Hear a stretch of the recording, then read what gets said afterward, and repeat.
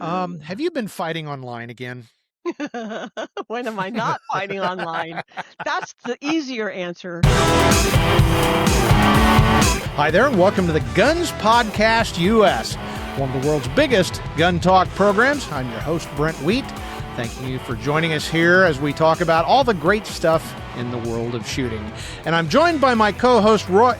Wait, I'm not joined by my normal co-host, Roy Huntington. It's the lovely Suzi Huntington. Hey, Susie, how you doing? Good, Brent. I'm his better half. You know Exactly. Where'd you hide the body? I'm not telling. It's my little secret.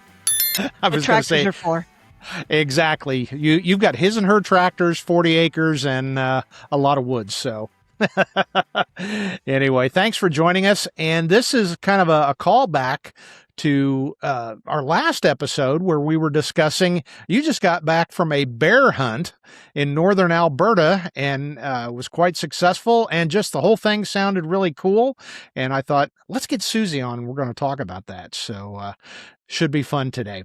So I got to say, it was really successful. You tagged out the first day. It was incredible. But let's go back to the beginning. I was given the opportunity to go and I couldn't for a couple of reasons, but Made you look good. Well, I guess so. Yeah, I never thought about that. I guess you were kind of my fill-in, but when you heard about the opportunity, when Linda, who put the whole thing together, reached out, I mean, what made you decide, yeah, I want to go all the way to Northern Alberta and shoot some bears? Well, I've actually been a part of a group that Linda put together of ladies in the industry. We were called Sirens, and they had done a trip previously. Linda's been going to this place, WNL Guide Services. She's been going there for about 20 years. So she had put together a hunt for sirens, but I had tagged out because I was less involved in the industry by then, and I didn't feel it was appropriate that I go. So when you decided that you were not manly enough for this, I said, I'll go. So that's what sparked the interest. And so I reached out to Linda and begged, please, can I come? Well, I'm sure you had to beg real hard because I know Linda thinks very highly of you. So let's get the cool stuff out of the way. Walk through. We'll talk about how you got there and why and when and all that. But talk about the very first day you get in the stand, and it just like everything from the couple thousand miles away. It sounded like everything went perfect. It really did. So we're far enough north that you're not getting into your blind until around 3:00 in the afternoon, and it stays fairly light until darn near 11 p.m. So it was taken out to my blind, or I should say tree stand. It wasn't really a blind. Climbed up, and I would say, so 3 bears came in. First was the cinnamon. Let me guess. The mama bear, the baby. No, sorry. No, not that. But the cinnamon came in first. And to show you the proof of modern day technology, I had my cell phone with me. I had great cell service sitting up in the trees. And I snapped a picture. And I knew I wanted that bear because of the color phase. Yeah. I sent a picture to the group and I said, is this a keeper? Modern technology. I had zero experience. So I really wasn't sure, was it big enough? Should I take it just based on its color phase? And so they got back to me and they all said, yes, if you want it, take it. So I said, okay. And got on target, shot, and I connected. It stumbled and crashed away about another 50 yards or so, and that was that. And I thought, okay, well, this is good. Susie's on the board. Good day. Susie's on the board. And then another bear came in, and it was black. It was black in color. So I was having fun just sort of watching it. You're hunting over bait. So they put out all kinds of nasty stuff. Like there's a bucket of rotting beaver meat. I know. Rotting I hate that when rotting your beaver rots, you know? so do I. But there's rotting beaver meat, and so that's attracting them. They also put out in these 50-gallon drums this concoction of oats, used cooking oil, um, pastries, old pastries, and of all things, Twizzlers.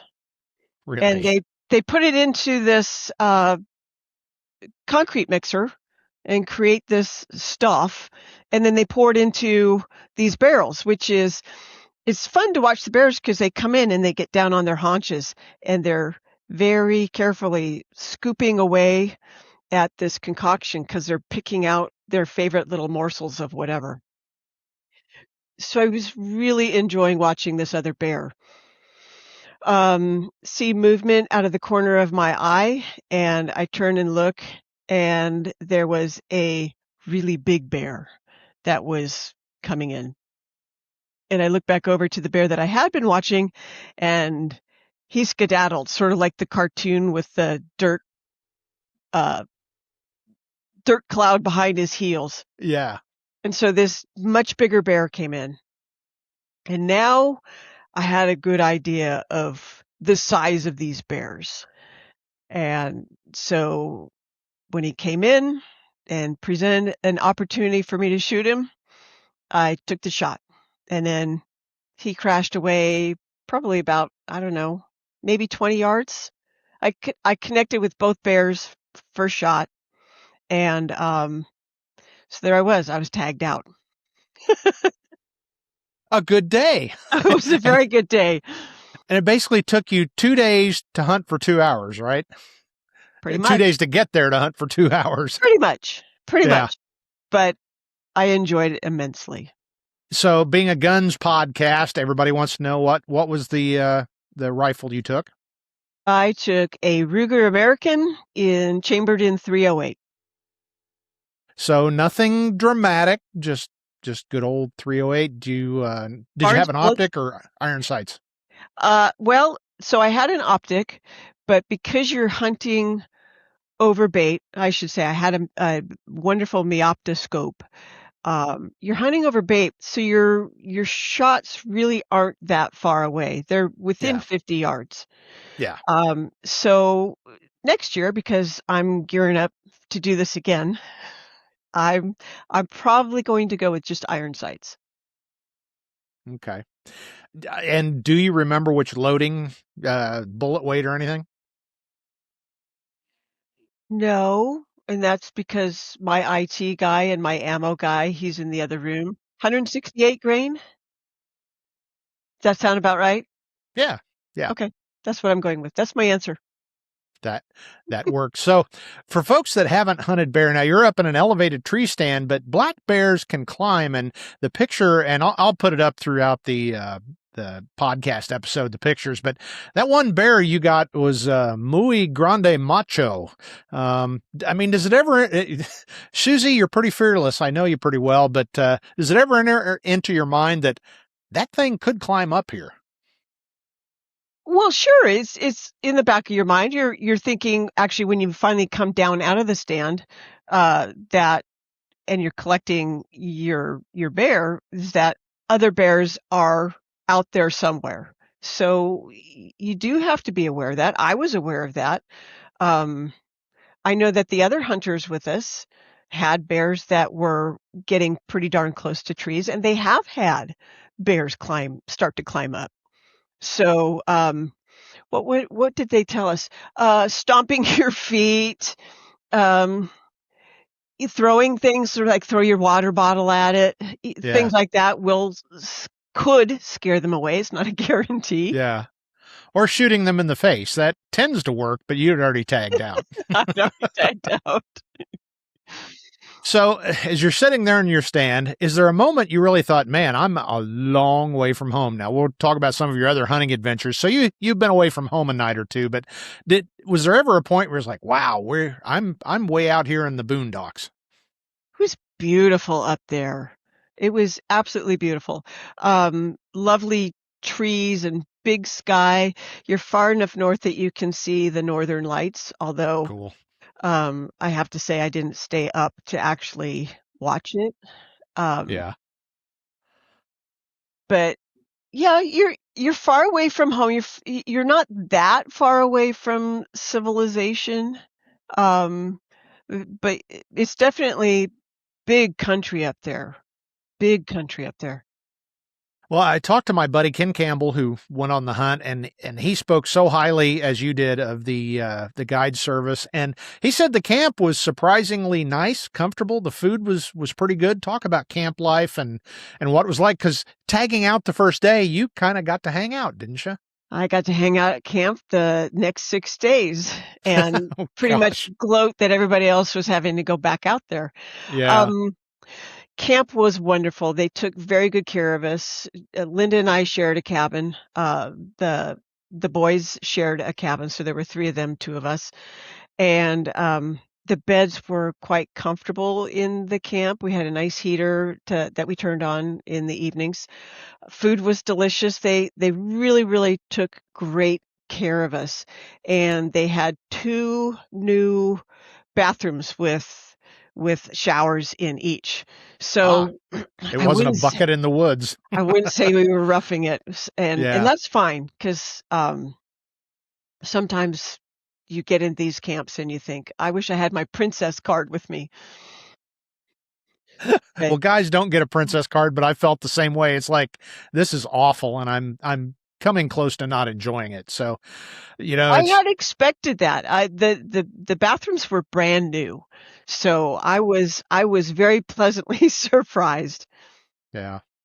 Well, the trip was put together by Linda Powell, and Linda is I guess I would use the word icon in the industry. She's been around for a long time. Most recently, she was with Mossberg, and she got downsized along with some other folks that you never thought would get downsized, which I think is an indication of how substantial the downturn in the industry is. But talk a little bit about Linda and just express to folks. She's one of those people that's very important in the industry, but very behind the scenes. So, talk a little bit about her.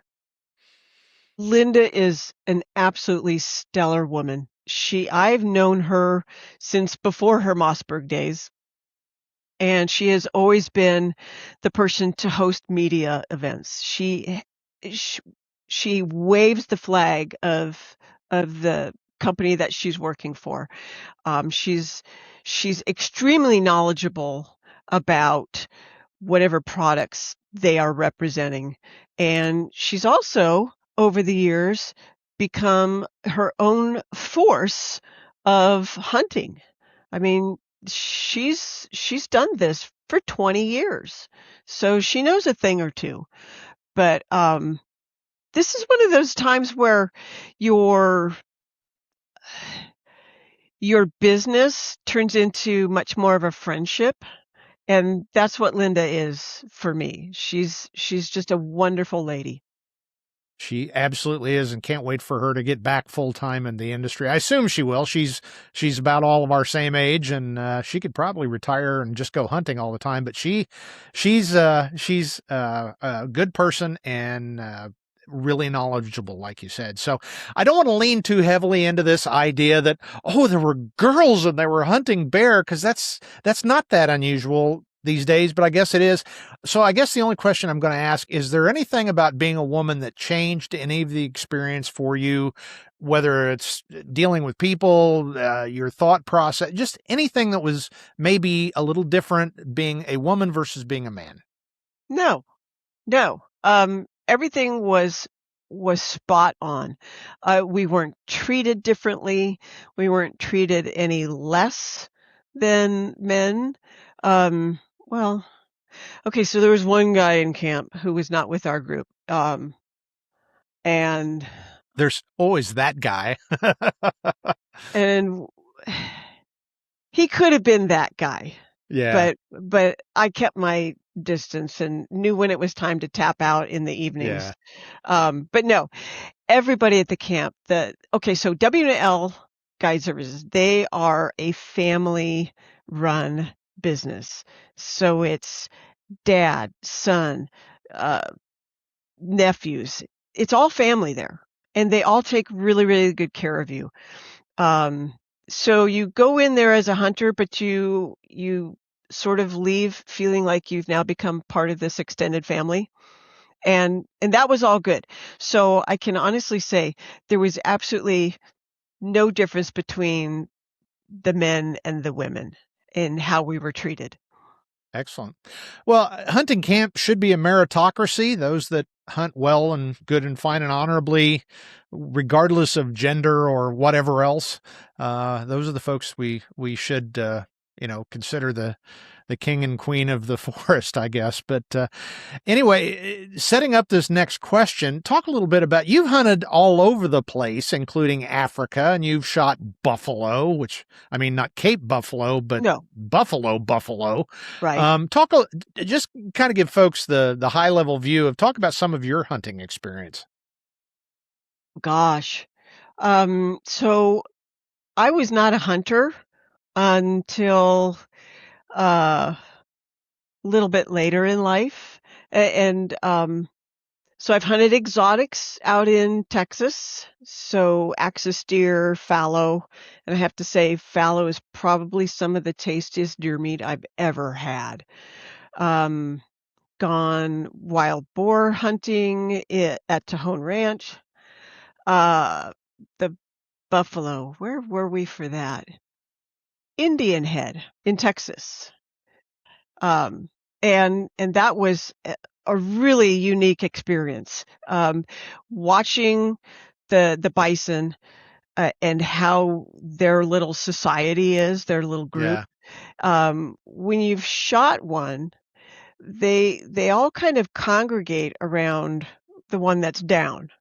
And it's almost as if they're having this little mini wake. really. Right. Wow. So it's like they're paying tribute. You really get this sense that, hey, we need to go and see what's happened to Fred over here. And and then there's a little bit of a power shift you can see, Yeah, almost like they're discussing who's going to be in charge. yeah, But it was amazing to watch all of that happen. Uh, yeah. they didn't scatter like you would expect them to. So, and that's very tasty meat too, by the way.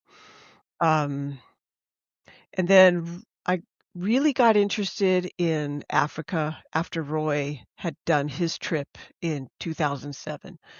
Now I think he was invited by Ruger, and they made a bunch of videos, and there were plenty of articles for him to write about it. But that just seemed so cool.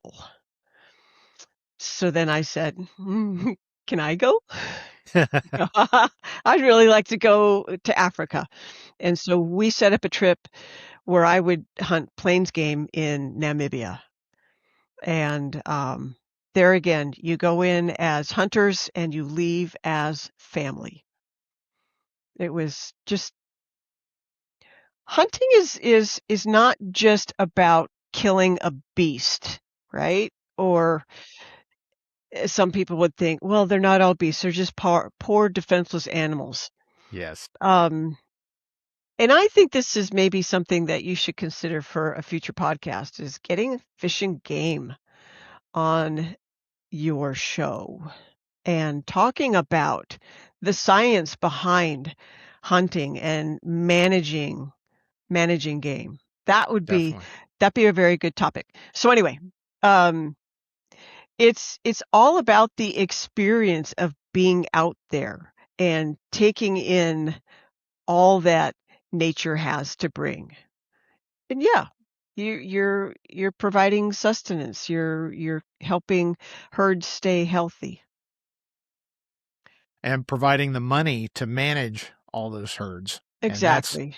To me, Exactly. that's the big thing. I'll try not to get on my soapbox, but hunters and anglers pay for conservation and protection in this country. I don't care how much you spend on your bird watching trips. Virtually none of that money is going to fish and game agencies to manage. So anyway, that's That's a true. thought. But That's very okay, true. this was a two-parter, and here comes the challenge, Susie. That okay, we've acknowledged that it's a tiny bit unusual to see ladies hunting bear like this, but great, good for you. But here's the question to you: as you can represent women, or you can represent just humanity. What do you say to people about having a dream trip or something you've thought about for years? And I know what your answer will be, which is, well, just do it. But I want you to go deeper than that when people are thinking about whatever it is, whether it's a hunting trip, something that's going to cost a lot of money, take a lot of time, cause a lot of, friction in your life to get there. But when folks are considering something like flying to Northern Alberta and shooting bears, and they're, well, I can't get off work and it costs a lot of money and we really need to get the car fixed. What do you tell people when you hear those kind of things? Just do it, dummy. No. Um, so here's the drill. We all have our needs, but then there's the wanty side of the house, right?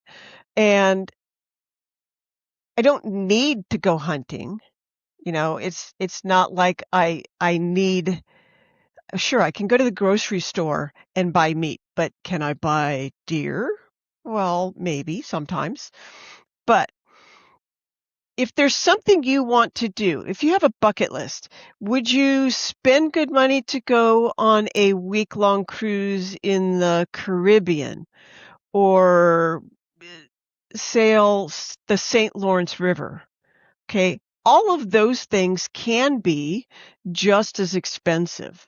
So it's a matter of where are you going to prioritize that disposable income?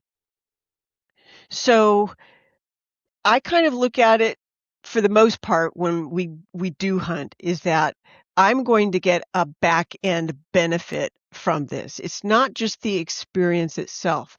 I will get out of this hunt, I will get a bear rug and I'll get a tanned hide and a skull.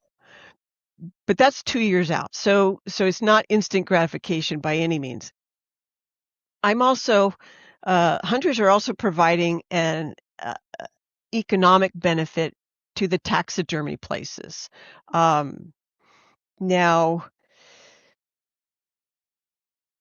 if you want to do something bad enough that you keep researching it online to learn more about it, well, just take it that one step further and start planning for it. Cut out the 3 trips to Starbucks in one day kind of a thing. Um, if you could put your money aside for other things, you could put your money aside for a hunt. And I would say that's probably the best advice I could give people about, well, I really want to go hunting, and start small. Start with maybe a trip to hunt an exotic here in the States. They can be affordable. Or go deer hunting and then work your way up from that. It's all doable. I will say, um, some of the hunts, like the Africa hunts, you are best served going through a travel agency because there are so many things that have to be taken into consideration as far as, okay, well, we're going to get over to Germany and then we have to overnight in Germany to get on our next leg of the flight to fly Yeah. into Windhoek if you're going to Namibia or some of these other places. It's let the professionals do that so you don't immediately start off frustrated because you didn't think of something. Yeah, exactly. And I'll add my 2 cents to this. We're all getting to that age. I was at a funeral last week for one of my best fishing buddies, and it's those moments where you think, man, I need to do these things because time is limited. And unfortunately, as time goes forward, then you're like, well, I'll wait. And, we can't wait because you never know. So anyway, now I'm going to get Susie all fired up. And we haven't discussed this, but I know you mentioned something about the haters. Have you been fighting online again? When am I not fighting online? That's the easier answer. Yes, haters. Let me guess. You posted that I went bear hunting and and people got their panties in a twist. And how? Yeah. So I posted on my Facebook page, and people that I grew up with felt the need to say shitty things. And it's like, I'm sorry. I don't agree with everything you do, but I don't go on your page and try to shame you because I don't agree with something you get pleasure out of or have done. So, Granted, you grew up in California, so right. One And plus one equals 4. Yeah. So no, I would say, and they even went on the guide services page to Jeez. be mean and nasty. And the problem I have with that is it's okay to just keep scrolling. And if you don't like something, maybe have a conversation about what it is you don't like, because it may be from, and I'm not using this word in a negative context, it could be from ignorance. You just don't know. You just don't know. Now, somebody was asking me about the meat from these bears. I'm here to tell you, I very clearly asked, can we cook up some of this meat? And they all said, now these are people that have been doing this way longer than I have. They said, that is the nastiest meat that you would come across. Really? The just out of hibernation bears. And I'm like, why is that? Well, they've been living off their fat reserves while in hibernation. So it has an impact on the flavor of the meat, the texture of the meat. They are trichinosis carriers.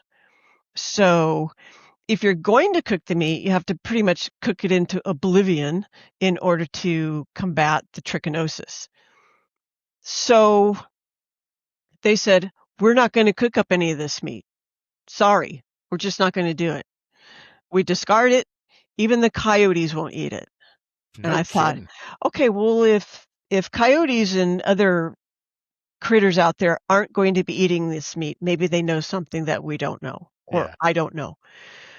So if I could have, and if it would have been a benefit, absolutely, I would have brought meat home. But it wasn't to be. So why you got to hate on somebody for it, right? That's the part that kills me is the entitlement. Okay, if you don't like hunting, okay, I'm okay with you feeling that way. But why do you feel, as you said, Susie, it's important to come on your page and apparently go to the guides, website? Oh, my gosh, people, come on. But that's the modern world we live in. So as we're wrapping this thing up, let's look at the takeaways. So what surprised you about this entire trip? Anything? No, there were no surprises. Okay. That's good. I was glad that I tagged out as early as I did, although I really wish I could have gone back out in the stand and watched more. But the problem is, okay, so here's the deal. Once you've tagged out, you can't have your gun up in a stand. I'm not going to go sit in a stand and watch Mother Nature, because it's dangerous, it's stupid. So again, going back to the haters, if you want to go out and watch bears, be my guest. Go watch bears, but don't do it with a gun in your hand. Didn't we just recently have 2 people killed by grizzlies? Yeah. I rest my case. Yeah. So that was wonderful, and I learned so much about the bear population and how they interact, and it was a lot of fun watching the small bears, the babies come in with their mamas. They're like these little fuzzy footballs. Now, I didn't get to see them personally, but I got to see the videos and the pictures from the other hunters because they had a lot more activity at their blinds. So is there anything you would change, gear, logistics, or, I mean, obviously, again, the hunt was really successful, but, anything you would have changed in your preparation or anything that sticks out if you go back next year? I will be going back next year. Now, I didn't have any hunting gear per se that was layered in camouflage or anything like that. I wore flannel lined jeans and big heavy socks. I did wear, I'm sure we'll send you a picture of this so you can post it. I had a mosquito net that I put over my head to combat the mosquitoes because they are thick out there. And I think the only piece of camouflage that I had with me was a jacket, but I dressed in layers because the weather was really kind of crazy. It could be really cold, but it could also get up to the upper 60s. So I would want to have a better layering system of being able to layer and have more appropriate clothes. Although obviously being in jeans didn't affect the bears from coming in. I didn't scare them away. Yep. Well, great stuff, and congratulations on two. I guess you'd call them both trophies. The black was big, and the cinnamon phase is certainly a trophy. So, good job, and maybe you and I will be in camp together next year. By the That'll be way, fun. by the Yes. way, I got the prize for the biggest bear. Did But you? I did. And Ken got the prize for the smallest. Did he tell you that? No, he didn't. I just Well, outed Ken. that's funny. Linda I saw actually, Linda's bear too, and it Linda's looked was like a bigger than mine. monster. Oh, It was okay. bigger than mine. But because she was the hostess with the mostest, she tapped out and Ah, said, no, you get it. But no, okay. Linda gets credit for the biggest bear. Mine was Yeah. 7 feet, It was a 5 inches or horse. something like that.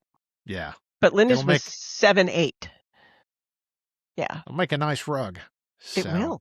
It will. and we look forward to seeing that on one of our visits. We'll be out there, I think, in another week. As usual, we've invited ourselves out to the Huntington's Hospitality Hotel.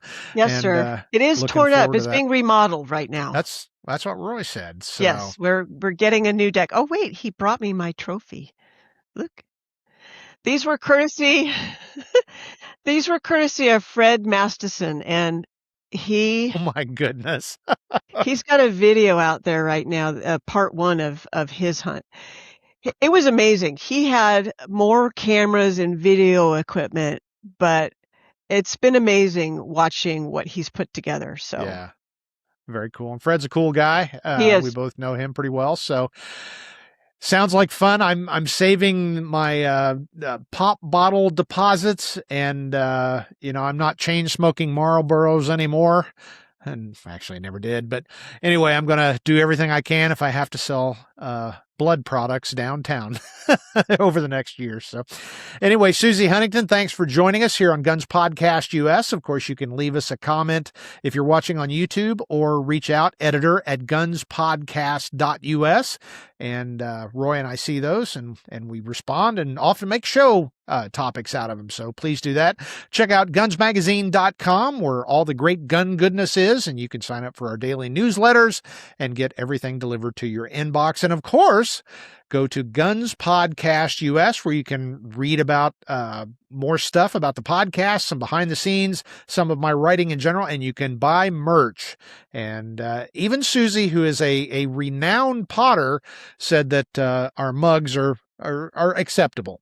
So, Might make so you some can, I might make some custom ones for you. that would be really cool. And we can sell them because we've got a store and we can do that. So check All out right. gunspodcast.us. So anyway, on behalf of Roy Huntington, who's I'm sure lurking around there someplace, we thank Suzi Huntington for joining us and talking about her hunt. And of course, I am your host, Brent Wheat of the Guns Podcast US. And as we always say, now it's time to get out there and get shooting.